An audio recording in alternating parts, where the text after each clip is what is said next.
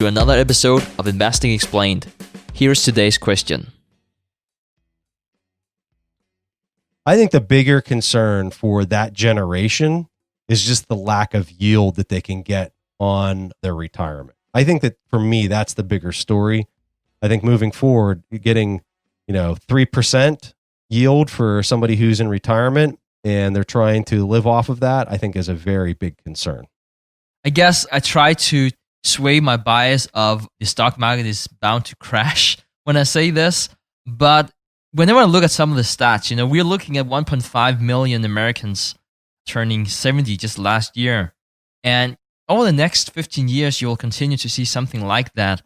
And the thing is that generation have a lot of the portfolio in equities. We're talking upwards of 70%. And that's a lot, especially because, as Preston mentioned before, you don't have a lot of yield.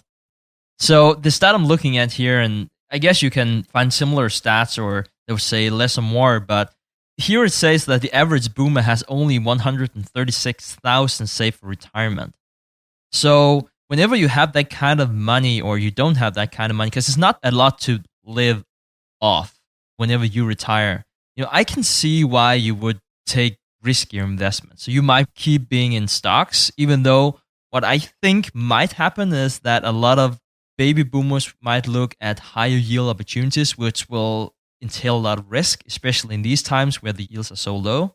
So if you say that the average person would need something like 45,000 a year, or even lower than that, you would need a lot of yield for this huge generation that's all coming out at the same time to sustain a decent way of living. And just one thing I would like to add to this, and I guess something that might be even more concerning is, if you look at some of the RS mandatory minimum drawdowns for your retirement plans, your RAs and 401ks, you are forced to withdraw at least 5% of the value of the plan each year. And if a lot of people are forced to do that, it's just gonna have a significant impact on the market, the way that I see this. Now, this is the trick. It's very easy to look at this story and say, this means that the market will crash. You're saying, the price of the stock market, it's demand and supply. This will mean that a lot of people are selling out. The price has to go down. And while that is true, if you look at this isolated, that's not necessarily what will happen. Because you have a lot of other players out there that have a different opinion and a different incentive to take this in another direction. One thing might be that you have central banks, and they know that this is going to happen. So what are they going to do when everyone is just selling out? Okay, they might put a lot of liquidity out there. What is the government going to do? Well, they'll probably do a lot of fiscal policy and really grow the economy to spike growth.